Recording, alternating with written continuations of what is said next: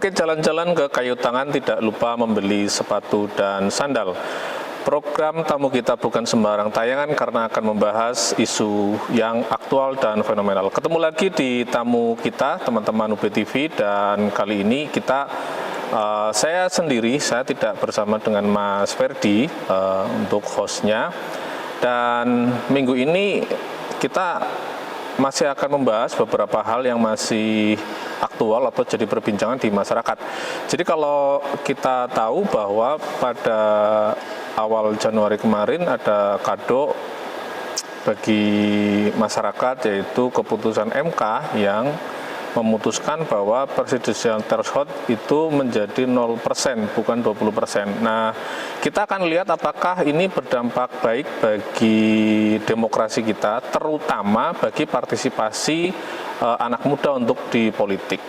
Hadir bersama saya Mas Dito Arif.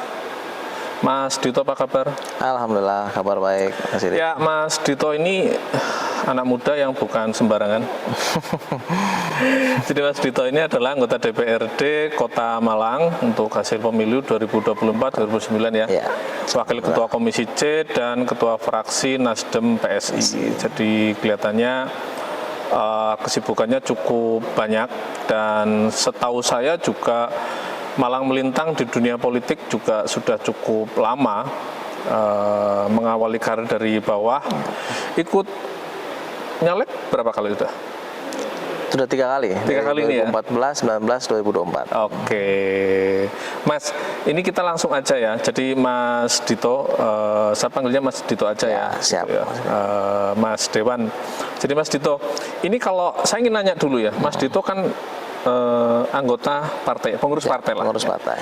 Kalau saya minta pendapat Mas Dito, dengan adanya presidensial threshold menjadi 0%, komentar Anda sebagai orang partai itu seperti apa?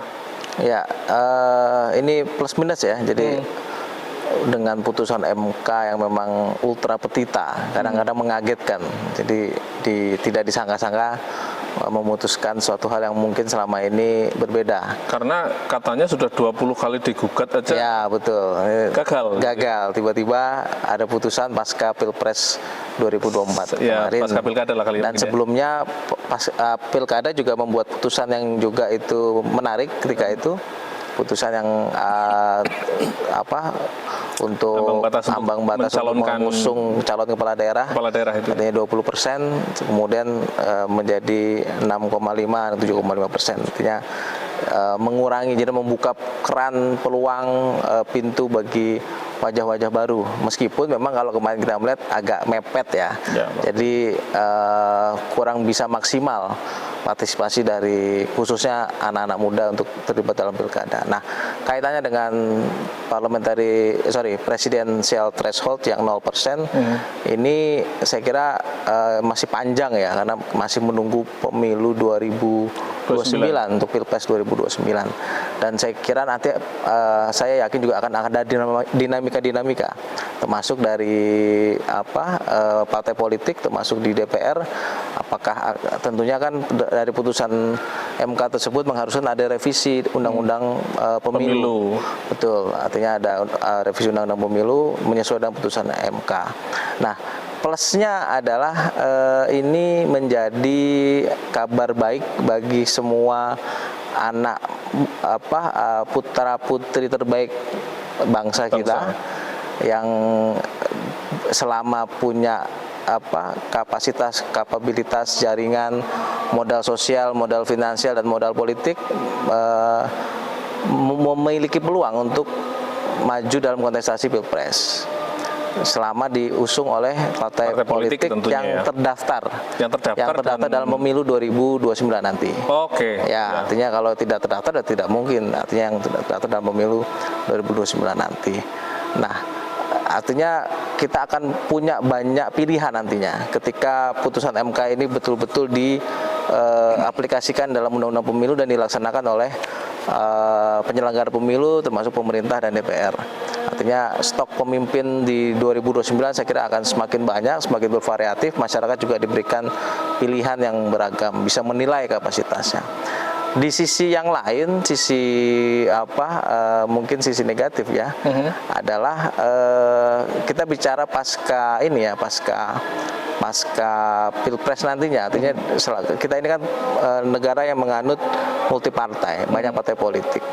Kemudian di sisi lain juga kalau bicara pilpres presiden berarti penyeimbangnya adalah legislatif.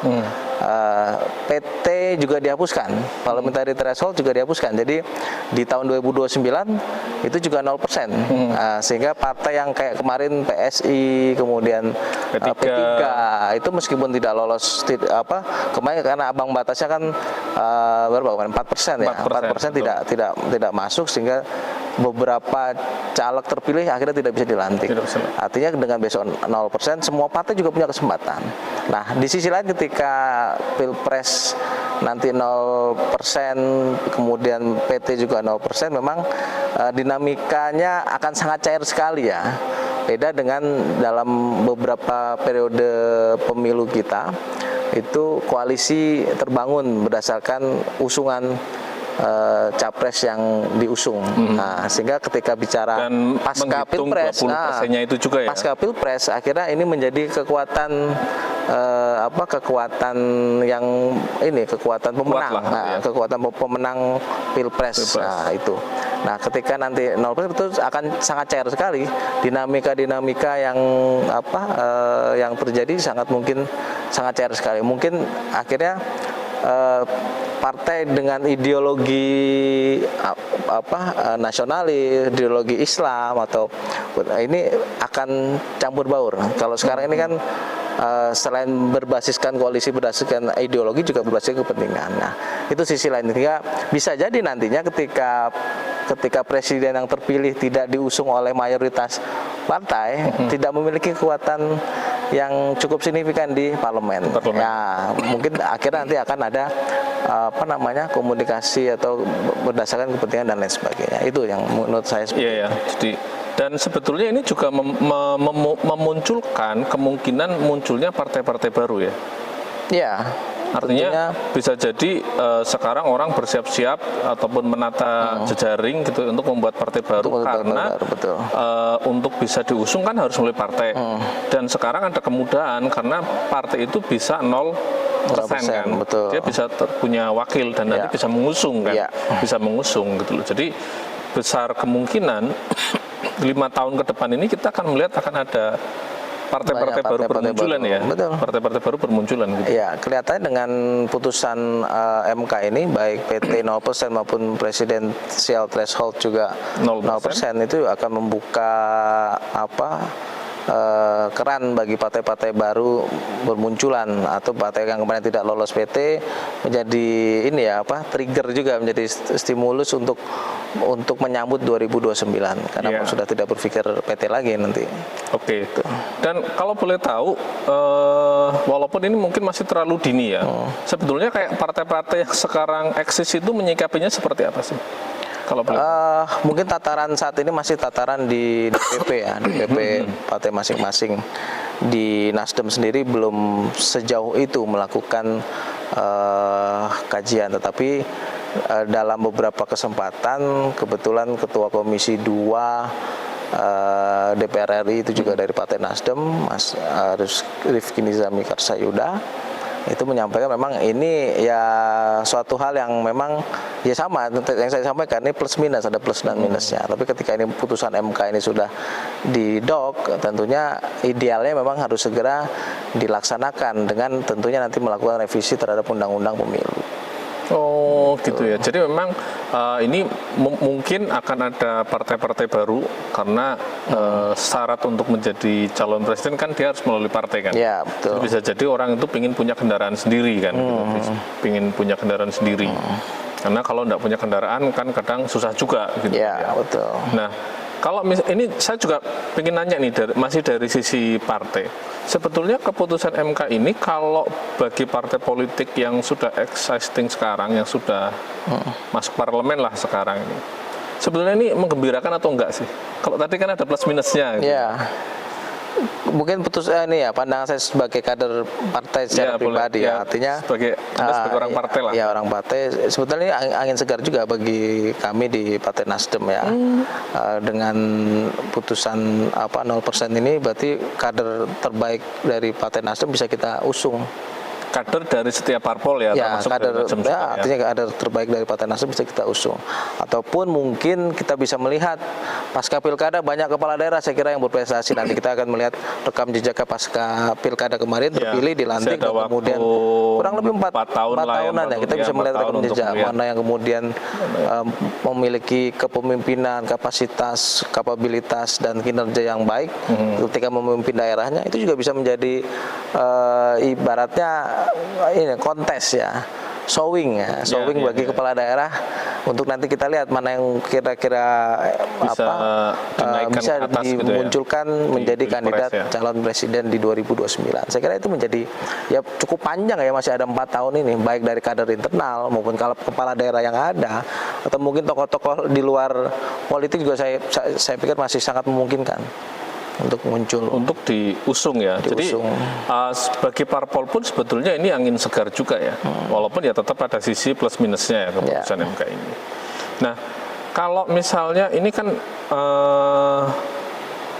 ibarat keran atau pintu itu kan sudah dibuka ya, sudah dibuka dan kita masih ada waktu cukup panjang gitu ya.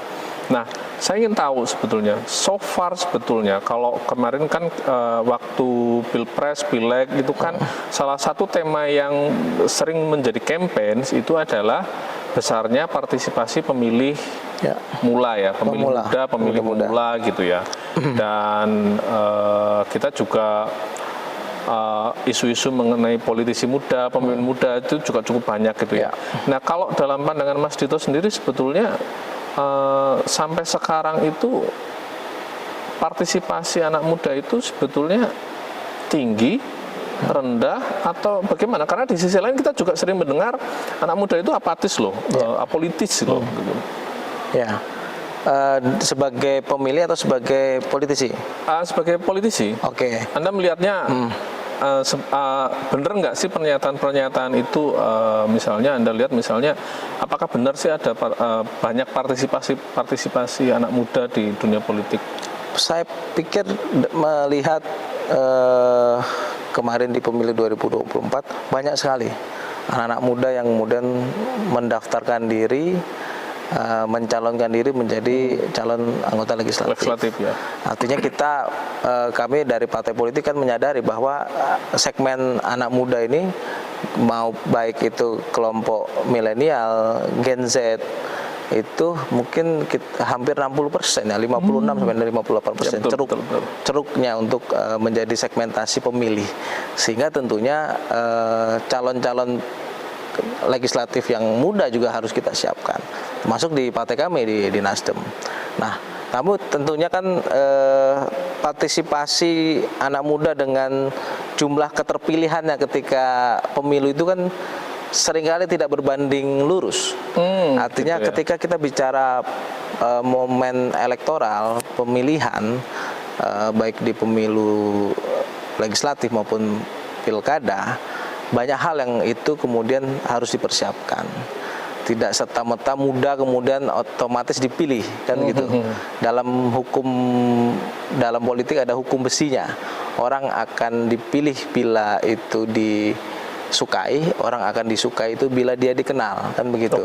Dan untuk bisa dalam tahap itu juga banyak prosesnya. Tentunya harus punya modal sosial, modal politik, dan yang penting juga adalah modal finansial. Nah, ya logistiknya juga harus ada. Artinya itu yang seringkali menjadi tantangan bagi anak-anak muda. Sehingga yang kalau kami lihat dalam etalase DPRD yang sekarang sudah banyak yang sudah terpilih ini, anak-anak muda yang terpilih ini kebanyakan karena kekuatan logistiknya, finansialnya atau sosial memang sudah besar. Baik dari secara pribadi itu entah pengusaha atau memang dilahirkan juga sudah punya punya keluarga kemampuan politisi lah ya, ekonomi, mungkin ya. ada juga yang karena keluarga politisi atau mungkin keluarga kepala daerah yang sudah secara garis ini keluarga keturunan itu sudah punya modal. Artinya itu fakta yang terjadi. Nah, tinggal bagaimana kemudian sebetulnya seringkali dengan sistem politik yang seperti itu, kemudian kita juga menemui fenomena di pemilu 2024 kemarin, pemilu yang dalam bahasanya teman-teman partai politik itu brutal, artinya food buying yang luar biasa hampir di semua partai politik. Jadi yang tadi saya sampaikan, yang terpilih ini baik itu usianya muda maupun tua, itu pasti dia yang punya logistik. Jarang mungkin bisa dihitung jari yang memang benar-benar terpilih karena modal sosial saja atau modal politik saja, tapi tidak ditunjang oleh modal finansial. Artinya itu menjadi tantangan juga bahwa pragmatisme di masyarakat terkait jual beli suara, food buying itu ada. Nah, itu juga menjadi tantangan bagi anak muda khususnya yang belum mapan secara finansial, secara ekonomi, secara finansial. Itu tantangannya. Nah, ini menjadi menarik ini ya. Jadi kerannya sudah dibuka, gerbangnya sudah dibuka, tetapi masih tetap ada syarat dan ketentuan berlaku. Syarat dan ketentuan berlaku walaupun tidak tertulis gitu ya. Jadi tidak cukup modal sosial, tidak cukup modal politik, tidak cukup hanya terkenal viral dan sebagainya, tetapi juga harus punya logistik. Jadi ini tidak bisa dipungkiri ya memang ya. Tidak bisa dipungkiri gitu ya. Nah, ini memang kalau partai itu kan kemudian, kalau tadi saya nanya apakah partisipasi itu tinggi atau enggak, nah saya ingin nanya nanti tapi dijawab di segmen kedua, seberapa besar sih partai-partai ini memberi ruang bagi anak-anak muda untuk saat ini ya. Kalau kita melihat kan jumlah pemilihnya kan 60%, 60%. Kalau misalnya kita lihat 5 tahun lagi ke depan, maka mereka ini kan yang misalnya hari ini pemilih pertama akan menjadi pemilih untuk kedua kalinya ya. Nah, seberapa besar nanti partai itu punya ruang memberi ruang lah untuk mereka itu. Jangan kemana-mana, teman-teman, masih di tamu kita.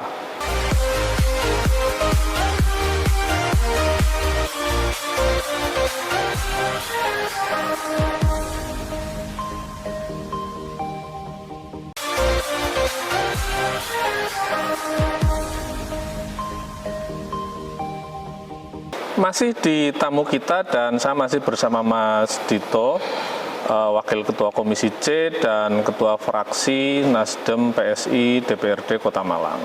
Dan tamu kita masih didukung oleh UB Fresh, Hotel Grand Mercure Malang Milama, dan kali ini saya memakai baju Ekoprint karya UKM dari Pejuang Mimpi. Jadi Mas Dito, baju yang saya pakai ini adalah karya teman-teman di Babel Kota Malang. Jadi teman-teman di Babel Kota Malang, kebetulan ini di launching waktu kemarin Hari Disabilitas Nasional, internasional itu ya. Jadi di salah satu hotel gitu ya. Nah, Mas Dito, kita mau lanjut ya tadi ya. Jadi kalau kita lihat, kalau tadi kan sudah dijawab bahwa partisipasi anak muda sebagai pemilih maupun sebagai partisipan ya, artinya nyalek lah ya, itu cukup tinggi gitu ya. Nah, saya ingin nanya itu tadi, jadi sebetulnya partai itu sekarang seberapa besar sih memberi ruang ke anak muda? Kalau beberapa periode sebelumnya kan isunya adalah keterwakilan perempuan sehingga muncul angka 30% itu kan, 30% kuota untuk perempuan. Nah, sekarang kan juga saya lihat hampir semua partai sudah memenuhi ya, sudah memenuhi. Nah, sekarang saya ingin tahu nih sebetulnya, jadi apakah partai seberapa besar sih ruang dan seberapa serius partai itu memberi ruang untuk anak muda? Apakah jangan-jangan ini cuma gula-gula gitu loh, atau betul-betul serius? Anak muda di partai politik itu menjadi sebuah kebutuhan. Jadi bukan sekedar kepentingan saja. Artinya semua partai politik sudah menganggap hadirnya anak muda dalam kepengurusan partai maupun dalam daftar caleg ketika pemilu itu menjadi kebutuhan, karena yang tadi kami sampaikan, segmen anak muda ini segmen terbesar sekarang, market yang terbesar, segmentasi yang terbesar sebagai pemilih. Artinya ketika kita tidak menggarap segmen tersebut, tentu akan kalah dengan partai-partai yang lain. Nah, artinya semua partai berlomba bagaimana ceruk anak muda ini bisa diambil dengan caranya masing-masing. Nah, termasuk di kami di Partai Nasdem. Dari kepengurusan di tingkat kota, tingkat provinsi maupun tingkat di DPP itu ada, kita memberikan ruang yang besar untuk anak muda. Bahkan ada namanya kalau di kami Nasdem Muda. Gitu. Kemudian ada juga organ sayap yang untuk anak muda, Garda Pemuda Nasdem. Dan itu juga di semua partai politik juga ada. Artinya memang ini kebutuhan. Kalau partai politik tidak aware terhadap masalah tersebut, terhadap kebutuhan tersebut, tentunya akan tertinggal. Nah, tinggal bagaimana berlomba-lomba untuk kemudian menarik anak muda untuk menjadi pemilih. Tidak hanya menjadi masuk bagian dalam kepengurusan atau etalase dari partai politik, termasuk juga di legislatifnya, tapi juga bagaimana kemudian anak muda memilih partai yang ada. Nah, saya kira itu menjadi kebutuhan. Kalau 30% perempuan itu masih itu kan afirmasi ya, bagaimana memberikan kuota 30% kepada caleg perempuan masuk di kepengurusan. Tapi kalau anak muda itu kebutuhan juga, bahkan termasuk perempuan juga sudah kebutuhan juga, pemilih perempuan itu juga menjadi kebutuhan partai politik. Kalau tidak melakukan itu akan kalah dengan partai-partai yang lain. Dan kebetulan di Kota Malang sendiri caleg termudanya, anggota DPRD termudanya itu juga dari Partai Nasdem, usia 24 tahun gitu. Jadi so far partai-partai itu juga serius ya, untuk memberi ruang pada anak muda. Karena itu bukan hanya sekedar sebagai food getter, tapi sudah menjadi kebutuhan ya, terutama untuk regenerasi, untuk apa gitu ya. Jadi ini tentu menjadi kabar yang menarik ya bagi teman-teman yang ingin berkontribusi atau terjun ke sana. Ya. Karena kalau kita lihat kan sebetulnya terlepas bahwa kayak tadi ya, misalnya aroma pileg itu adalah kayak tarung bebas dan sebagainya gitu kan ya. Akan tetapi tetap ada peluang kan sebetulnya. Kalau kita lihat kan tetap ada peluang. Artinya dunia politik itu ya tetap akan menjadi dunia yang menarik dan bisa menjadi salah satu pilihan bagi anak muda. Bagi anak muda, betul. Nah, ini kalau misalnya, kalau tadi kan ruangnya sudah dibuka gitu loh, ruangnya sudah dibuka, pola untuk melakukan kaderisasi anak muda supaya menjadi politisi yang handal itu seperti apa, Mas? Kalau yang selama ini berjalan ya. Sebab kan tadi sudah disampaikan bahwa faktanya ketika hari H election gitu kan ya, hari H election itu muda tidak cukup gitu loh. Yang mengandalkan muda itu tidak cukup. Berarti kan anak-anak muda ini misalnya dia akan masuk gitu ya, dia 4 tahun atau 5 tahun ini kan dia tentu akan menjalani masa-masa supaya bisa matang ya, bisa matang itu loh, bisa mempersiapkan segalanya. Nah, kalau dari partai sendiri itu sebetulnya selain memberi ruang, apa bentuk-bentuk untuk memoles anak muda itu menjadi politisi handal? Iya, tentunya partai politik kan juga ketika melakukan rekrutmen kaderisasi ini kan juga melihat potensi anak muda.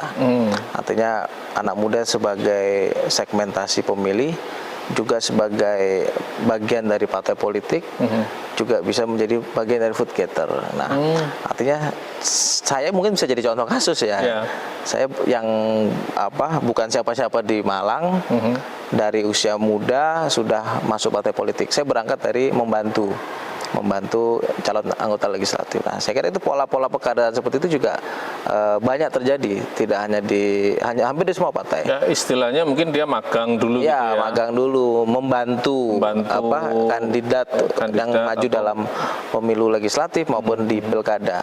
Kemudian juga ada juga yang masuk dalam kepengurusan mudanya organ sayap maupun kepengurusan partai itu sendiri secara langsung.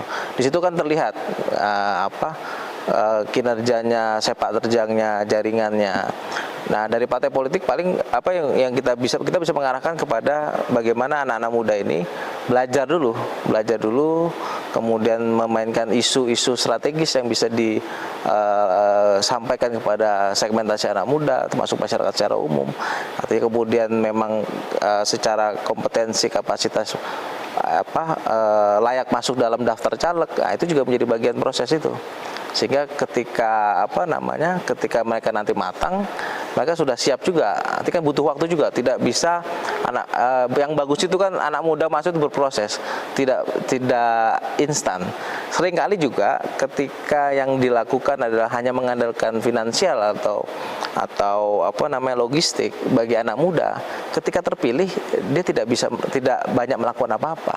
Nah, sehingga menurut kami di partai politik, muda itu bukan sekedar usia, tapi juga harus dipersiapkan dengan kapasitas, kompetensi, pengalaman, itu juga penting. Sehingga ketika nanti dia sudah waktunya menjadi anggota legislatif atau jadi pemimpin di partai politik, menjadi pemimpin di daerah, dia sudah siap, sudah bisa langsung tune in dengan tugasnya, untuk sebagai dengan jabatannya, dengan amanahnya, termasuk ketika turun di masyarakat. Ya, gitu. Karena juga masyarakat ini kan juga tetap menilai ya, kematangan seseorang, gitu, rekam jejak, kemudian kemampuan merespon situasi yang ada dalam masyarakat, itu kan juga penting gitu ya. Jadi karena dinamika di masyarakat kan berbeda-beda. Kemampuan dia merespon, kepekaan dia dalam merespon sebuah isu, aspirasi itu juga menjadi penting. Itu kayaknya yang perlu dipelajari ya oleh anak-anak muda ini ya. Jadi misalnya kemampuan dia, terkadang kan orang itu siap untuk menyampaikan program, tetapi orang tidak siap untuk ketika dikomplain program. Harus siap menghadapi segala kemungkinan. Ya, gitu loh. Dia presentasinya bisa, tapi ketika dikomplain orang dia siap gagal untuk merespon gitu ya. Jadi kayaknya ini juga perlu dipelajari ya. Betul. Kematangan itu ya. Dipelajari oleh anak-anak muda, dan partai memberikan ruang itu, salah satunya dengan ya pola-pola magang itu tadi. Pola magang, kemudian kita juga ajarkan public speaking, kemampuan bicara, menghadapi masyarakat, kemudian cara mengelola kegiatan, itu juga menjadi bagian-bagian yang kita lakukan. Dari situ kita butuh effort dari teman-teman muda juga dalam menjalankan roda organisasi partai dan kegiatan-kegiatan, termasuk di DPRD. Gitu. Jadi kalau misalnya, nah ini kita akan balik lagi ke presidensial threshold yang 0% dan peluangnya bagi anak muda. Jadi anak-anak muda ini memang dia harus mempersiapkan sejak dini ya, tidak ada yang instan gitu ya dalam politik gitu ya. Tidak ada yang instan dalam politik. Yang ideal begitu. Yang ideal, jadi dia harus mempersiapkan dari bawah, harus belajar gitu ya. Dan yang tidak kalah pentingnya itu juga mungkin menata timnya ya, mungkin tim jaringan, modal sosial itu penting. Modal sosial, modal politik itu penting. Gitu. Sambil ya bagaimana memperjuangkan modal finansial. Gitu. Artinya ketika politisi ini kan harus sanggup dalam berbagai macam medan dan situasi. Artinya ketika memang yang dimiliki itu modal sosial dan modal politik, bagaimana itu bisa memberikan dampak elektoral sambil memperjuangkan modal finansial, modal ekonominya. Itu saya kira yang penting juga untuk dilakukan.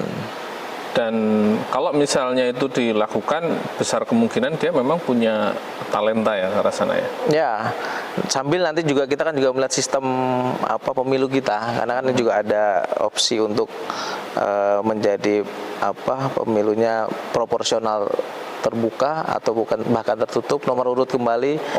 Nanti juga menjadi tantangan lagi. Jadi tantangannya tidak hanya di masyarakat, tapi ketika sistemnya berubah, itu juga menjadi tantangan bagaimana misalnya kita kembali bicara anak muda bisa berkiprah di partai politik. Memperjuangkan urutan misalnya, kalau nanti memang betul sistem pemilunya berubah menjadi Anda ini kan sudah menjadi anggota dewan ya, Anda sudah menjadi anggota. Saya ingin tanya pendapat Anda misalnya dalam melihat anak muda ini ya. Sejauh Anda melihat rentang waktu sejak keputusan MK hingga sekarang, kalau Anda lihat taruhlah mungkin di Kota Malang ya, di Malang Raya ataupun di Kota Malang itu, kalau menurut Anda itu anak-anak muda itu merespon isu ini enggak sih? Jadi kan kalau jangan-jangan ini hanya rame di podcast saja gitu kan. Tapi sebetulnya anak muda itu mau 20% itu juga dia nggak aware, gitu. Mau 0% itu juga dia nggak aware. Gitu. Kalau Anda melihat ya, Anda kan mungkin masa reses, mungkin sering turun, atau mungkin Anda bertemu dengan jejaring, bertemu dengan teman-teman di ranting dan sebagainya. Sejauh yang Anda baca itu sebetulnya respon publik seperti apa sih? Ya, sejujurnya putusan MK terkait presiden threshold 0% ini belum banyak dikonsumsi oleh banyak kalangan ya, masih terbatas karena juga mungkin masih baru juga. Artinya ini masih dikonsumsi tataran elit politik, baik itu partai politik, termasuk yang mungkin melek politik, yang mengikuti perkembangan politik. Nah, belum dikonsumsi di level anak muda secara umum. Nah, saya kira memang ini sebetulnya dua kabar baik bagi anak muda. Baik ada 3 hal ya, putusan PT Parliamentary Threshold yang 0%, Presiden Threshold yang 0%, maupun pemilu kepala daerah, kepala daerah yang turun 7% itu. Ya, artinya itu menjadi angin segar sebetulnya untuk anak muda. Artinya dalam 4 tahun ke depan ini diskusi kemudian terkait masalah ini tentunya menjadi penting untuk bagaimana disampaikan kepada anak muda dan kemudian itu mendorong partisipasi mereka. Sambil tentunya kita juga harus melihat sistem yang nantinya akan dilakukan, khususnya kalau terkait pemilu legislatif, apakah akan tetap seperti sekarang terbuka atau mungkin ada wacana untuk kembali ke tertutup ya, itu apapun nanti anak muda harus bisa mempersiapkan dirinya, saya kira itu. Jadi ya makanya ini kan sayangnya saya tidak tahu ya apakah karena mungkin masih lama gitu kan ya, kadang kita itu kan sukanya mendiskusikan ini kan mepet-mepet gitu ya. Betul. Mepet-mepet baru kita diskusikan gitu ya. Ya betul itu. Berarti memang ada 3 peluang ya. Pertama misalnya dia nyalek gitu kan. Dia nyalek misalnya dia suaranya tinggi. Kalau kemarin kan kalau partainya enggak 4% kan hangus kan dia kan. Kalau besok kan enggak kan ya. Kalau di tingkat daerah pun bahkan nggak perlu ngelihat ini. Kemarin tidak perlu melihat parliamentary threshold itu. Berarti peluangnya kalau misalnya dia memang populer, elektabilitasnya oke gitu kan ya, dia bisa berangkat dari partai manapun dan ini menjadi peluang bagi dia. Ya, toh kalaupun sistemnya kembali ke tertutup, anak ini juga bukan berarti menutup kesempatan bagi anak muda. Artinya ketika anak muda ini punya kapasitas, kompetensi, kepemimpinan, dia bisa masuk ke partai politik, segera masuk ke dalam partai politik, berkiprah, berjejaring di sana, kemudian untuk bertarung di internal, memperjuangkan nomor urut misalkan nantinya. Saya mau balik ke yang tadi itu, yang Anda katakan sebagai sebetulnya belum menjadi isu secara umum, masih menjadi isu elit gitu ya. Kalau misalnya Anda cermati lagi, seberapa besar sih anak-anak muda itu merespon isu ini ya? Untuk saat ini seperti masih belum terlalu ini ya, kecuali bagi anak-anak muda yang memang concern terhadap politik elektoral, terhadap perkembangan politik nasional. Saya kira untuk saat ini karena mungkin masih baru juga, masih belum terlalu banyak yang menjadikan isu presiden threshold yang 0% ini menjadi konsumsi mereka, karena juga mungkin ya skeptisme, apatisme teman-teman muda seringkali kalau yang tidak berkaitan erat dengan mereka itu tidak terlalu aware. Jadi kalau mereka tidak merasa bahwa keputusan itu anak muda banget, enggak lah gitu ya. Gitu ya. Betul. Dan walaupun ini sebetulnya keputusannya sebetulnya anak muda banget ya keputusan ini ya. Ya, minimal membuka kesempatan ya. Melihatnya kadang berpartai itu kayak urusannya orang tua-tua. Ya seringkali juga pandangan itu, kemudian juga pandangan masuk partai politik itu sulit. Karena sebetulnya enggak. Banyak teman-teman muda itu kayak takut duluan sebelum mau masuk partai politik. Itu juga persepsi yang mungkin perlu kita luruskan. Image-nya itu sulit. Terus tua. Terus terlalu kotor, gitu ya, terlalu dunia laki-laki lah Iya. gitu ya. Padahal, Terlalu dunia laki-laki. padahal tidak seperti itu juga. Artinya partai ini juga menjadi tantangan bagi partai politik untuk membranding dirinya ya, baik di tingkat pusat, tingkat provinsi maupun tingkat daerah. Bagaimana partai ini ramah terhadap anak muda, personal brandingnya partai politik itu bisa anak muda banget. Itulah saya kira yang menjadi tantangan kami partai politik. Oke, baik. Tahan di situ dulu, Mas Dito. Kita akan bahas bagaimana sih apa yang harus dilakukan oleh anak muda ketika dia ingin memanfaatkan ya presidensial threshold ini 0% ini. Jangan kemana-mana, kita masih di tamu kita.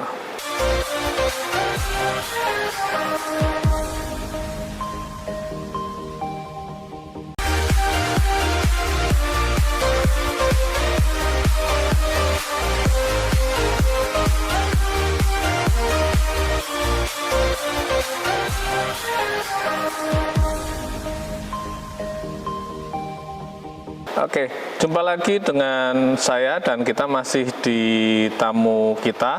Tamu saya Mas Dito Arif masih menemani kita dan kita masih ngobrol-ngobrol tentang peluang potensi anak muda menyikapi keputusan presidensial threshold yang 0%. Mas Dito, ini menjadi hal yang menarik. Tadi Mas sudah menyampaikan bahwa partai itu perlu membangun image-nya menjadi partai yang ramah anak muda. Gitu. Menjadi partai yang ramah anak muda.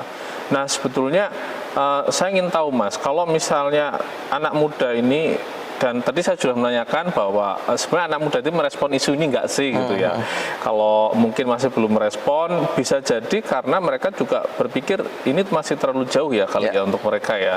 Untuk mereka. Bukan berarti tidak punya mimpi, tetapi saya yakin jutaan anak muda di daerah, dia kalau memanfaatkan ini masih terlalu jauh ya, masih terlalu jauh ya. Yang dekat-dekat ya bisa jadi dia ikut kontestasi di daerahnya masing-masing menjadi calon anggota legislatif atau kepala daerah ya, menjadi kepala daerah. Nah, namun ada yang menarik ini Mas, kalau misalnya anak muda itu ingin berkontribusi ya, ingin berkontribusi. Kalau kita lihat kan tadi tidak cukup hanya muda, butuh kemampuan kematangan berpolitik dan butuh kemampuan logistik juga gitu ya. Nah, ini ada satu hal yang menarik, bagaimana mengatasi gap yang itu tadi Mas. Jadi partai diimage-kan itu sulit, ribut ataupun kayak berat gitu ya. Berat. Sementara teman-teman partai sendiri berpikir juga mereka membutuhkan anak muda karena ini kebutuhan gitu loh, kebutuhan. Nah, ini kan masih ada gap ya, masih ada gap komunikasi antara partainya dengan persepsi yang ada di publik. Jadi memang image-nya itu kayak itu urusannya orang penting-penting, saya bukan orang penting, saya enggak, ngapain saya ikut-ikut gitu ya. Nah, apa yang harus dilakukan oleh partai untuk mengurangi gap ini Mas? Ya, jadi kita bicara persepsi dulu ya. Persepsi orang terhadap politik dan partai politik itu kan kayaknya lebih banyak negatifnya. Politik itu kotor, licik, kemudian banyak hal-hal yang mungkin manipulatif dan lain sebagainya. Artinya ini persepsi ya, intrik ya. Artinya itu persepsi ya. Artinya padahal tidak seperti itu. Padahal sebagai politik adalah upaya untuk meraih tujuan, mencapai kekuasaan itu untuk hal baik. Nah, seringkali pandangan itu ini dulu dosennya siapa? Pandangan iya. Karena Anda kan alumni VIA ya, gitu. Pandangan itu memang juga harus kita rubah juga, baik dari sisi masyarakat atau anak muda termasuk dari partai politik, membenahi persepsi, membenahi stigma negatif terhadap partai politik, politisi dan lain sebagainya. Nah, itu bagaimana kemudian persepsi itu bisa berubah? Nah, salah satunya adalah ya anak muda harus masuk dalam politik. Nah, jadi kalau dalam pandangan anak muda politik itu kotor, ya orang-orang baik ini harus masuk dalam partai politik yang merubah stigma itu. Jadi itu dari sisi anak muda, dari sisi masyarakat. Dari sisi partai politik harus terbuka, harus membuka pintu selebar-lebar ya bagi anak muda masuk dalam kepengurusan partai politik. Nah, kaitannya dengan PT Presiden Threshold 0%, kita sistemnya multi partai. Calon presiden diusung oleh partai politik, tidak diusung independen. Untuk Pilpres tidak ada calon presiden independen, kan begitu. Dalam undang-undang seperti itu. Nah, kalau ingin mewujudkan dan menjadi bagian dari isu yang sekarang sudah didok ini, putusan MK ini, maka anak muda harus masuk dalam partai politik, menjadi kandidat untuk Pilpres atau minimal menjadi bagian dari yang mengusung calon presiden atas putusan MK tersebut. Artinya bisa menjadi bagian atau bisa menjadi kontestan di pemilu 2029. Tetapi kan kembali lagi ketika kalau bicara presiden kan mungkin terlalu jauh.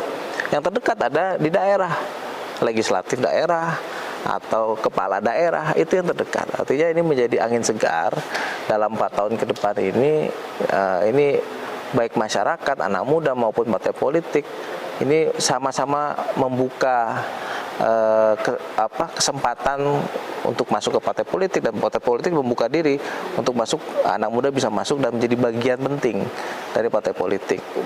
Sehingga wajah partai politik atau wajah stigma politik yang tadinya mungkin tidak tidak terlalu bagus itu bisa bagus. Oke, anak muda harus masuk. Dan saya kira partai politik sekarang sudah mulai memunculkan ya etalase frontman itu anak-anak muda. Bahkan ada juru bicara milenial, juru bicara anak muda. Itu juga menjadi bagian, dan memang yang kalau dari kami politisi, orang partai politik, ya ayo anak muda masuk dalam partai politik. Banyak partai politik, silakan milih yang sesuai dengan mungkin ideologinya, sesuai dengan kepentingannya, sesuai dengan isu dan visi misinya atau isu yang diperjuangkan. Nah itu, saya kira itu yang menjadi tantangan kita dalam 4 tahun ke depan ini. Nah, kalau misalnya, misalnya anak muda itu ingin bertarung di level daerah, kota, kabupaten, dan sebagainya gitu. Kira-kira apa yang harus dia persiapkan ya dalam 4 tahun ke depan ini supaya dia bisa dikenal di daerahnya gitu ya, dia punya jejaring di daerahnya, karena kan sebetulnya kan daerah di Indonesia ini walaupun level kota kabupaten cukup luas ya, kalau kita lihat di Indonesia ya, kita nggak usah terlalu jauh di luar Jawa ya, di Malang Raya aja misalnya, dia maju di Kabupaten Malang itu dari ujung ke ujung nggak cukup 1 hari itu kalau dikelilingi gitu ya. Itu kalau dikelilingi nggak cukup 1 hari itu gitu ya. Kita jangan berbicara di luar Jawa ya, di Malang Raya aja masih cukup luas gitu loh. Nggak cukup 1 hari gitu ya. Nah, kira-kira apa yang harus dilakukan oleh anak-anak muda ini ketika dia pingin, aku episode pertama ini pingin di daerah dulu gitu. Ya, pertama tentu kendaraannya dulu, partai politiknya yang dipilih. Pokoknya dia harus masuk parpol dulu, politik. terserah. Kemudian tentunya harus menghitung, harus mengukur diri. Harus mengukur diri, kemampuannya di level apa? Apakah tingkat 2 atau tingkat 1 atau bahkan DPR RI. Kemudian dapil, karena kita kan politiknya pemilu kita berdasarkan dapil. Kalau tingkat 2 dapilnya mana? Nah, tentunya kembali lagi ada rumus itu, modal sosial, modal politik. Nah, anak muda ini kira-kira punya modal sosial yang di mana dia sudah ada, dia sudah kuat, dia punya jejaring mana gitu ya. Nah, dia punya jejaring pertemanan, jejaring keluarga, jejaring mungkin organisasi yang sekiranya itu dia bisa dia kembangkan untuk menjadi modal sosialnya dia. Modal politik tadi, partai politik, dan kemudian juga harus dihitung partai politiknya yang bisa dapat kursi, karena kan yang diperebutkan kursi. Apakah perolehan suara di pemilu sebelumnya partai politik tersebut punya suara yang signifikan, ada wakilnya atau mungkin suara signifikan. Nah, itu juga menjadi satu hal yang harus dianalisa juga oleh teman-teman muda untuk memutuskan terjun di politik dan masuk di gelanggang pemilu legislatif.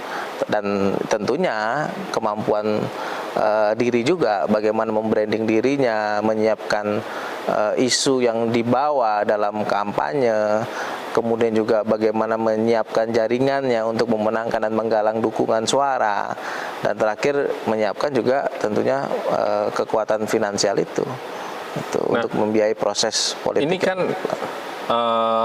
paling tidak yang pertama dan kedua bisa dilakukan ya oleh teman-teman, misalnya dia membangun, dia masuk parpol, terus kemudian membangun jaringan. Nah kalau dari pengalaman Mas Dito sendiri, sebetulnya kunci membangun jaringan itu seperti apa sih Mas? Atau proses atau tahapannya kalau misalnya anak muda itu pingin, oke deh saya pingin bangun jejaring dulu deh di kota gitu.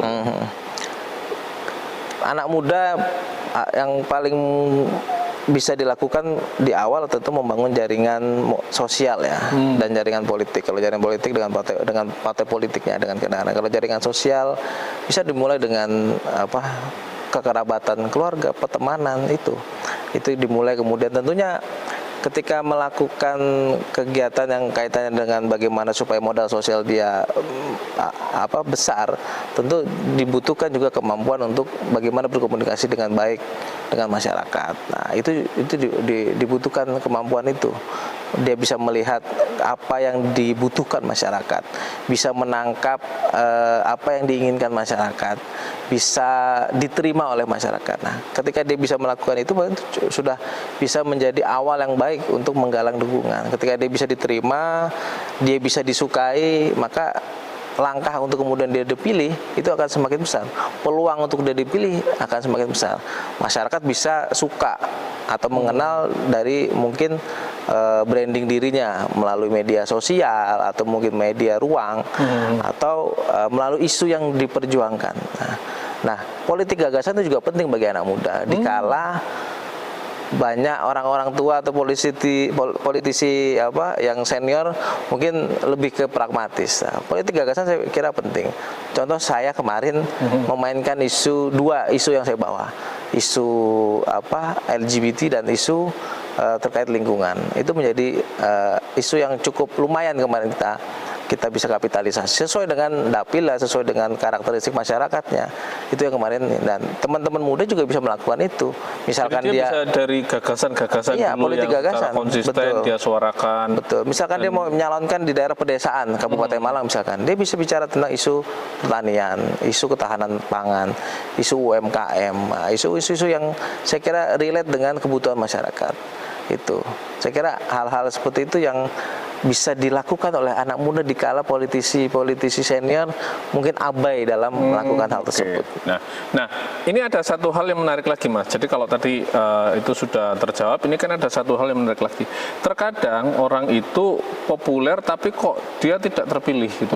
Jadi terkadang anak-anak muda itu dia membangun popularitasnya misalnya saat ini melalui media sosial gitu kan ya.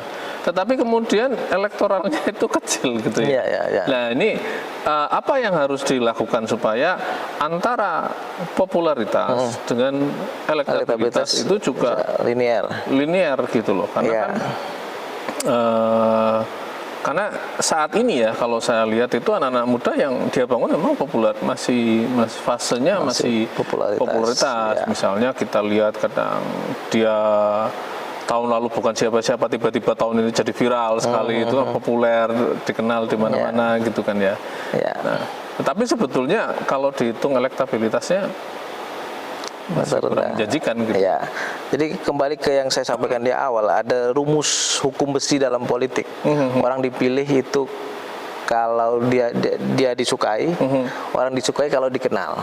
Nah, kalau popularitas berarti kan tingkat pengenalan. Seringkali orang dikenal belum tentu disukai. Oh, begitu. Gitu. Orang dikenal bisa dikenal karena dia baik, atau juga bisa dikenal karena dia mungkin tidak baik. Nah, artinya persepsi kontroversinya. Artinya itu juga penting. Nah, ketika dia dikenal dan dikenal itu baik, tentu itu menjadi pintu masuk untuk disukai. Bagaimana kemudian disukai? Nah, seringkali kalau hanya mengandalkan media sosial itu hanya lebih kepada dikenal saja, pengenalan saja, tapi orang belum tentu suka. Gitu ya. Atau mungkin dia bukan berarti tidak suka, tapi dia netral. Saya cuma kenal, tapi saya tidak tahu orang ini, calon ini baik atau mungkin kiprahnya, bagaimana berhubungan dengan masyarakat, apakah memang orang yang merakyat atau mungkin agak sombong. Kembali ke personalitinya calon juga. Nah, ketika sudah disukai, dia sudah dikenal, kemudian dia sudah disukai, maka peluang untuk dipilih akan semakin besar. Nah, banyak cara untuk kemudian membuat kandidat itu disukai. Biasanya dengan turun langsung ke masyarakat, menemui masyarakat secara langsung, bisa bersikap hangat kepada masyarakat, bisa turut dalam kegiatan-kegiatan masyarakat, kerja bakti, kerja sosial, ikut dalam pengajian masyarakat, bisa berhubungan dekat dengan masyarakat, atau memberikan sesuatu pada masyarakat. Itu salah satu cara untuk bisa disukai oleh masyarakat. Membangun kesukaan lah ya. Meningkatkan kesukaan. Baru nanti kemudian kalau kesukaan ini bisa dipertahankan, maka peluang untuk dipilih pada saat pemilu, pada saat hari itu akan semakin besar. Gitu. Jadi popularitas perlu, tapi kesukaan juga penting ya. Sehingga nanti kalau itu bisa digabungkan, bisa jadi elektabilitasnya bisa berbanding lurus dengan elektabilitas gitu ya. Nah, ini kalau misalnya kita lihat lagi gitu ya, anak muda selain dia membangun popularitas, itu kemudian saat ini kan memang anak muda itu belum banyak yang berani memberikan gagasan. Ya faktornya banyak ya. Bukan dia ndak punya, tetapi kadang ada faktor-faktor sosial, misalnya sungkan, takut gitu, ragu. Apalagi kalau misalnya gagasan dia itu berbeda, gitu loh, berbeda. Walaupun mungkin bagus gagasannya. Nah, apa yang harus dilakukan Mas Anda sebagai orang yang pernah menjalani fase-fase itu supaya anak muda itu tidak takut untuk mengeksplor gagasan di wilayahnya masing-masing? Ya, tentu yang pertama kepercayaan diri itu harus dimiliki oleh seorang pemimpin ya. Karena ketika masuk dalam politik itu berarti calon pemimpin kan, calon pemimpin. Nah, calon pemimpin itu tentu harus membutuhkan kepercayaan diri. Nah, ketika anak muda ingin memulai suatu gagasan, keberanian itu harus dituntut keberanian. Dia bisa melakukan mungkin diskusi dengan temannya atau dengan seniornya. Kalau di partai mungkin dengan sesama anggota partai terkait gagasan yang cocok. Nah, kira-kira gagasan yang bisa diterima. Seringkali gagasan itu kan bisa diterima atau tidak diterima kan begitu. Nah, gagasan yang cocok yang itu bisa diterima oleh masyarakat. Nah, saya kira ruang-ruang itu yang saya kira bisa dilakukan dalam dinamika di partai politik.